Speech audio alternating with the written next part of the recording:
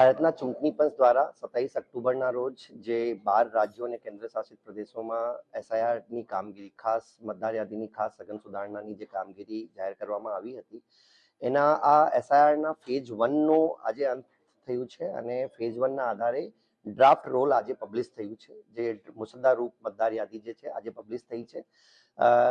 તમામ માન્ય રાજકીય પક્ષોને આ ડ્રાફ્ટ યાદી આપવામાં આજે આવી છે.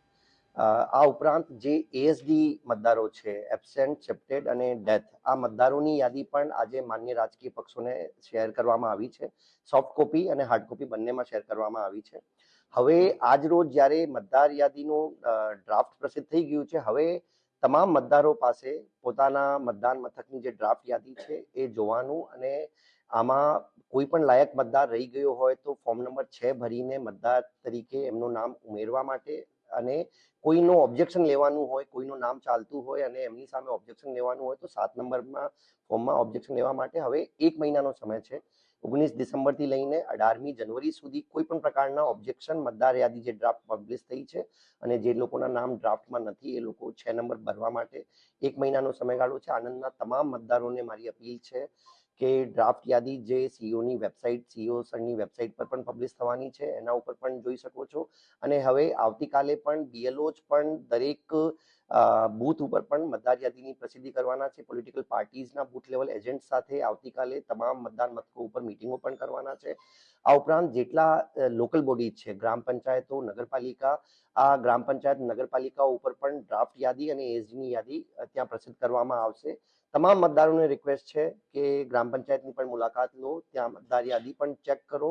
કોઈને કોઈ પણ પ્રકારનો વાંધો, ઓબ્જેક્શન હોય, ક્લેમ ઓબ્જેક્શન લેવાનું હોય તો હવે નેક્સ્ટ 1 મહિનાના સમયમાં બીએલઓને સંપર્ક કરીને ફોર્મ નંબર 6, ફોર્મ નંબર 7 કમી કરવા માટે ફોર્મ નંબર 7, કોઈ સુધારા વધારા કરવા હોય, તમારા નામમાં ડેમોગ્રાફિક ડિટેલ્સ જે છે આમાં કોઈ ચેન્જીસ કરવાના હોય તો ફોર્મ નંબર 8 પણ ભરી શકો છો.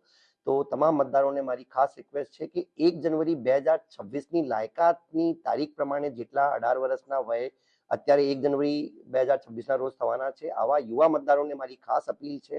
આ લોકશાહીની એક સૌથી ઇમ્પોર્ટન્ટ પાયો છે મતદાન, અને મતદાર યાદીમાં નામ હોવું ફરજિયાત છે. તમામ યુવા મતદારોને અપીલ છે જે 18 વર્ષના 1 જનવરી 26ના રોજ થઈ રહ્યા છે એ પોતાનો 6 નંબર ફોર્મ બીએલઓ પાસેથી લઈને ફોર્મ નંબર 6 ભરાવે અને મતદાર યાદીમાં પોતાનું નામ એડ થાય, જેથી કોઈ પણ ચૂંટણીમાં પોતાનો મતાધિકાર એક્સરસાઇઝ કરી શકે છે. આણંદના તમામ બીએલઓજ, બીએલઓ સુપરવાઇઝર્સ, ઈઆરઓજ ખૂબ ખંતપૂર્વક કામગીરી કરી છે.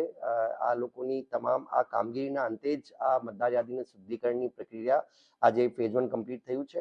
હજુ બધા લાયક મતદારોના નામ એડ થાય એ માટે બધા મતદારોને મારી અપીલ છે કે આ માટે આપણા આજુબાજુના કોઈ પણ યુવા મતદાર યાદીમાંથી નામ રહી નહીં જાય, આ માટે બધાને નમ્ર અપીલ છે કે તમારા બીએલઓઝને સંપર્ક કરીને તમામ લાયકાત ધરાવતા મતદારોનું નામ આપણે એડ કરાવવું.